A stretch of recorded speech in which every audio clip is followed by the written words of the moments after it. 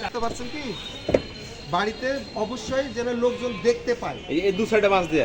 বাঁশ দিয়ে ওই বাঁশ কেনার জন্য আপনাকে টাকা দেওয়া হচ্ছে এবং করতে হবে এবং এই ছবি তুলে আমাদেরকে দিতে হবে আমাদের লোকজনও যাবে রাস্তার পাশে বা জমির প্লটে যেখানে ঘাস আছে সেই সাইনবোর্ডটা লাগাতে হবে হ্যাঁ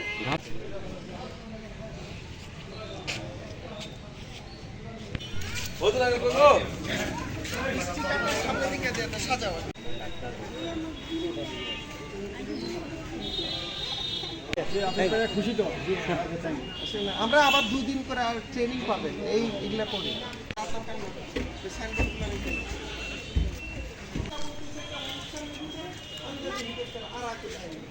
করণগুলো দিয়ে দিলাম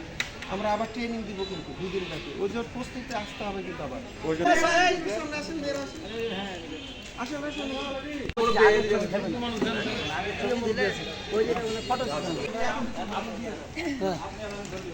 আর 2 লেভেলে ধরাইলেন তাহলে